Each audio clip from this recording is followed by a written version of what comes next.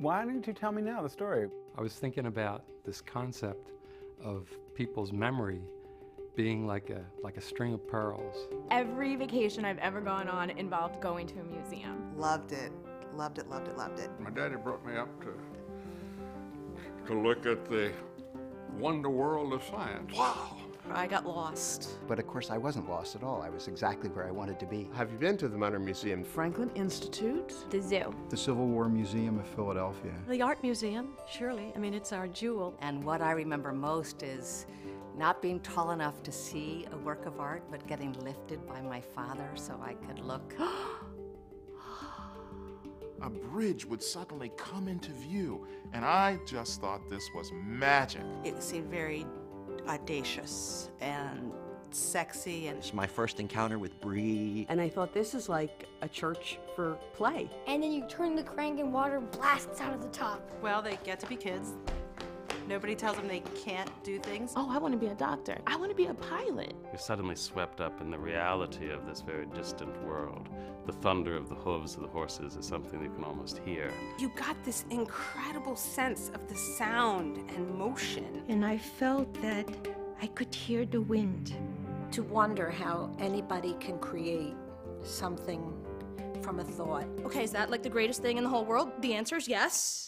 I want to be engaged, so I walk up to the artwork and I say, please engage me. I'm here, I'm ready, I'm willing, you know, I'm ready to do some work, give me something to work on. Surprised me. But then I went to that exhibit and it totally changed my mind about microbes. There's this museum in Philadelphia, you have to go. The Academy of Fine Arts. The Rosenbach. The Independence Seaport Museum. I'd go to the Constitution Center. Oh, the Rodin. I love to go and be inspired. And I'd look at the whole room and then I'd stop with them and I'd sit down and I'd stare at them for about 10 or 15 minutes.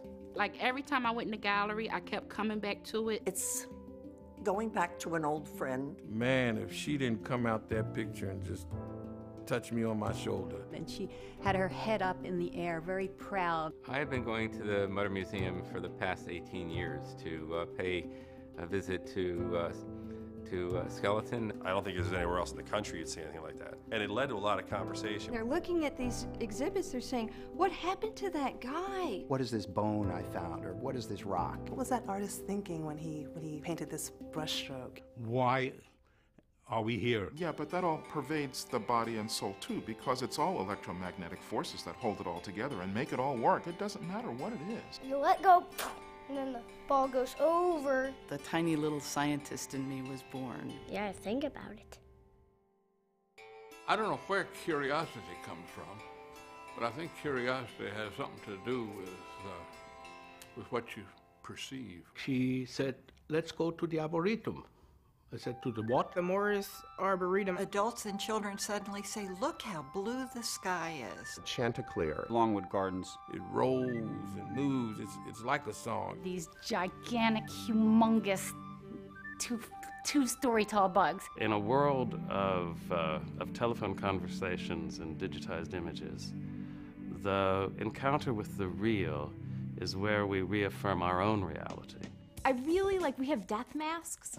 Seeing the wampum belt. And to realize that the hands of the artist actually touched the piece that I was looking at. You were somehow breathing the same air. You're transported to a different time. I just felt that I was there. The acknowledgement that history is real, that it was alive. What are my choices today, and what are my challenges? People make history, and we all can do it. He was just a common guy, but man, look what he left behind. Desert Island artwork. Oh gosh. Desert Island work of art. Just one? Yeah.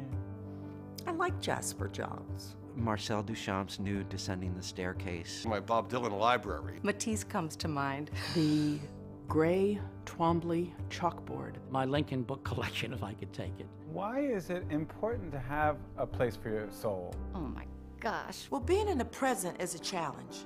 I get so involved in it that nothing else in my life matters when I'm there. My bad thoughts had just cleared my mind. You can learn something about yourself, and you can also, there's a way for you to connect to other people. Zane and I basically, spend many weekends at the museums. With George Washington, Benjamin Franklin. The suits of mail and armor and all that. What other kind of art did you like to see last time we were there?